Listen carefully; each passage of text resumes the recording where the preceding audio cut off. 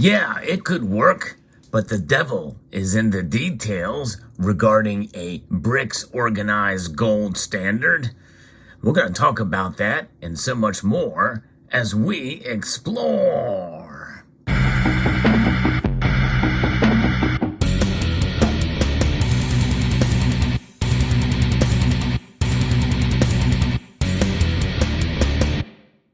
Greetings, members one and all of the Salivation Nation.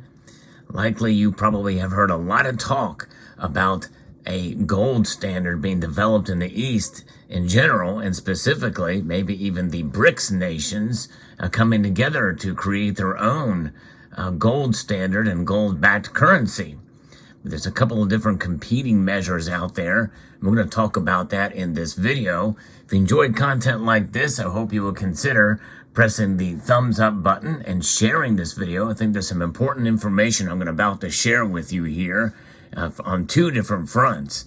The first is a neat little analysis piece from Degussa that talks about this and really echoes a lot of what my feelings have been on this measure, but also recognizing that there is a lot of nations in the East especially, but also really around the world, and many of us private individuals around the world especially want to kind of decrease our dependence on the US dollar. That's a running theme here throughout this video.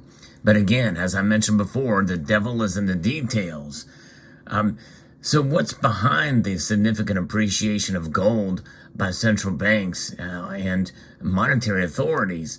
Many of these non-Western central banks, they want to diversify their currency reserves more than ever before, and that way they're reducing their dependency on the US dollar. So on one hand, a further loss of purchasing power is feared for the greenback, as is the case with many Western currencies, such as the euro, pound sterling, and the Canadian dollar. We also see it with Eastern currencies as well, too, like in Turkey. But, Turkey is certainly not immune to this. They've seen that this happened before, and we also see it in African nations as well. But nonetheless, the political risk are to be assessed. We've got the freeze on Russian currency reserves has made it clear to many investors that the U.S. is using the U.S. dollar for political purposes, allowing the U.S. dollar investments held by foreigners to be confiscated by the U.S. administration. Holding physical gold is not subject to such risk, as we know. It is virtually the natural currency reserve. In fact, the Bank of International Settlements has assessed it as such, bringing it from a Tier 3 to a Tier 1 asset, putting it equal to and on par with cold hard cash of any currency. So despite all the prophecies of doom for the US dollar, it is still the most important currency in the world. We know that large firms and investors cannot avoid holding US dollars to conduct financial and commercial transactions. In fact, 60% of all international transactions are done with the dollar. But the US dollar's position is not set in stone. Many central banks and investors seem increasingly inclined to limit or reduce their US dollar exposure, a trend that is very likely to continue in the coming years. So it definitely applies to the so-called BRICS nations, which are Brazil, Russia, India, China, and South Africa, but also to various other smaller countries. And it is likely that their growing skepticism also applies to other Western currencies, as we mentioned before. Speculations about a new currency that Russia and or BRICS countries could launch have received sustained and justifiably widespread attention in recent months. It is all the buzz. And in fact, it's all centered around the BRICS nations. But in reality, there is what is known as what Putin wants to start as an Eastern European Union. That's really what he would like. And why is that? Because he would have more control. Many of those Eastern European nations, are former Soviet republics that he is friendly with and that they are loyal to him. So he would very much like to be in control of it. And that is part of the details that we're talking about, from whence the devil is closely intertwined. And many people feel that that would kind of be like what we're seeing with the dominance of the U.S. dollar, is the United States dominates many of those countries that are involved in utilizing those transactions. Hence why sanctions and the like are so effective from the United States to other countries. But that is probably unlikely to happen anytime soon. But nonetheless, the BRICS situation is much more palpable, at least to some extent. But again, as you will see in a running theme here, the devil is in the details. So these BRICS countries could launch, have received sustained and justifiable widespread attention. A new currency could indeed be a far-reaching turning point for the status quo in the international credit and monetary system. It could become a challenge to the U.S. dollar dominance. However, there are many hurdles to overcome when creating a new currency. The acceptance of a new currency would probably not be gained overnight and would take quite some time. It's questionable whether such a currency basket would be a qualitative improvement compared to the U.S. dollar. That's one thing you have to keep in mind here, folks, because it would be inflationary, as the underlying national fiat currencies would be inflationary, and that's kind of the running theme here for the whole global economy. Inflation, it's everywhere. It's insane. So it would certainly be desirable for private citizens and entrepreneurs, assuming that the BRICS and their followers would agree on a new currency based on gold. How would that work? Or how could that work? Well, as the article says here, that the devil is in the detail. The participating countries could cover their outstanding money supply with the official gold reserves and their respective central banks that have stored in their vaults. After that, the national money supply only increase if the physical gold supply increases, though mining new money and or the inflow of gold from abroad made available for monetary purposes. New and fixed exchange rates emerge between currencies backed by gold. Currencies backed by comparatively large amounts of gold appreciate against those that have comparatively little gold backing. And these gold-backed currencies would appreciate strongly against those Western currencies with no gold backing. And this is one reason why you see these tiny little Chinese gold coins here. 1/10 ounce, 1/20th of an ounce gold. That represents BRICS nations. And China, presumably, is one of the largest holders of gold. In fact, with the massive central bank buying, it is suggested that China is the big buyer of all that gold. Almost 400 tons, over 300 tons of gold bought by China alone. So they're setting themselves up to be the biggest player on the block. We know Russia is certainly the second largest producer of gold as well. But nonetheless, their reserves, at least their official holdings, are much lower. And China's official numbers for their reserves are questionable, but they're showing low according to the World Gold Council. National gold currencies would emerge, and none of them would be large enough in volume to serve as an international transaction unit. However, then it's possible to establish a currency basket consisting of the gold-backed currencies of those nations. In that case, the participating central banks would have the task of maintaining the agreed parity of their currencies against gold.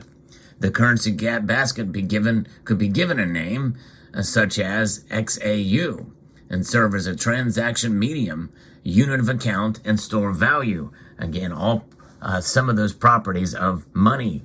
That's right, the definition of money. And so there you have it.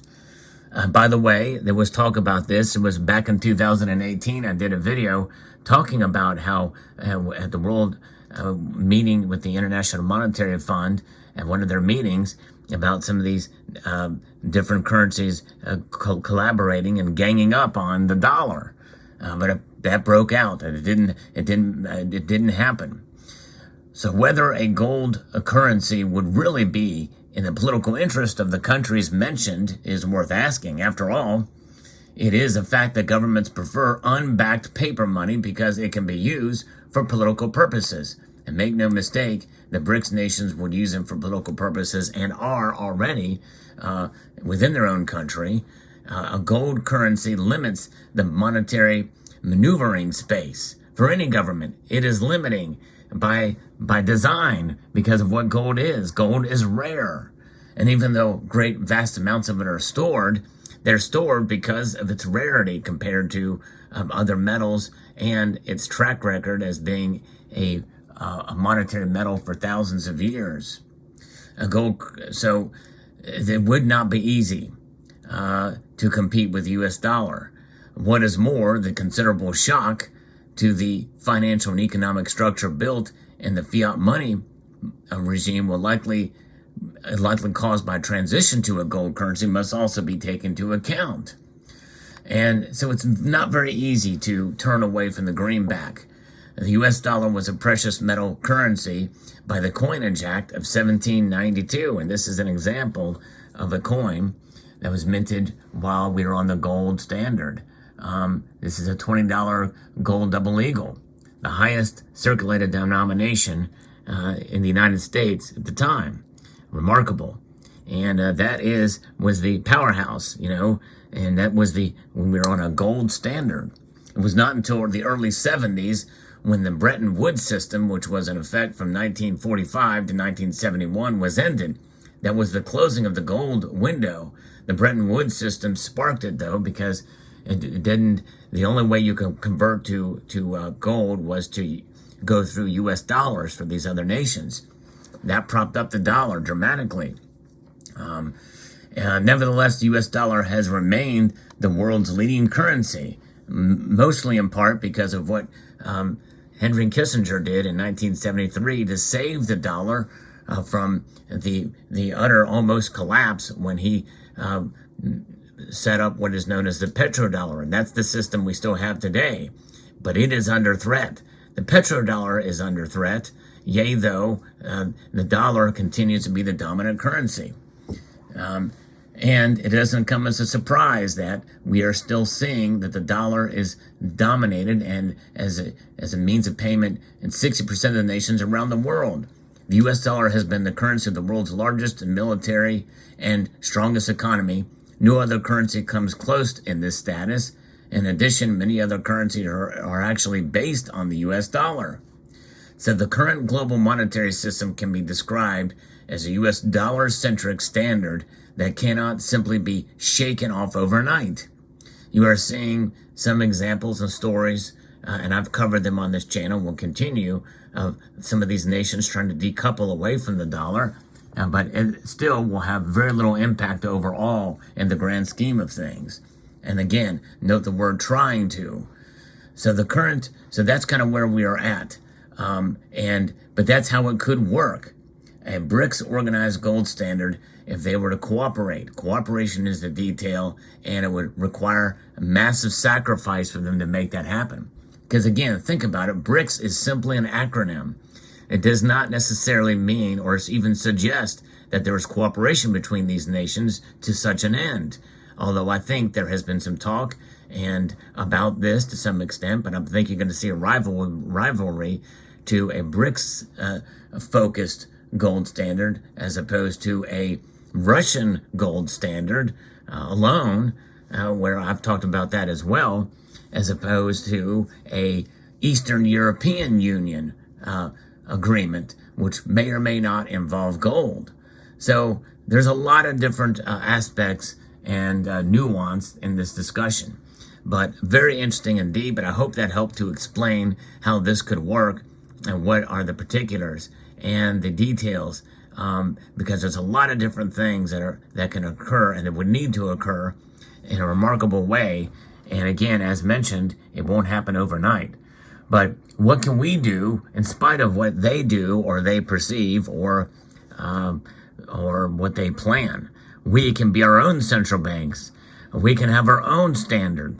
And we can do what we want by preserving our wealth with gold.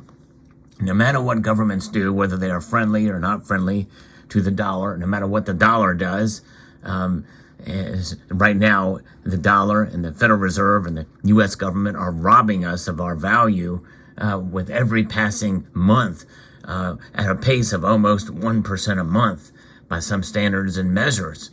We preserve our wealth over the long course of time by holding this metal, gold, in our possession. So continue to stack it, continue to hold it, continue to appreciate what gold has been for thousands of years. Gold, real money, money that transcends space and time. So I hope you enjoyed this video. I'd like to extend a multitude of gratitude to all of you for taking the time to watch, and to encourage you to please rate this video. That means thumb it up below, share it with others. I think it's a very informative, and I think it's something that I think will be well received among other social media platforms. And comment, and finally, after all of that, subscribe.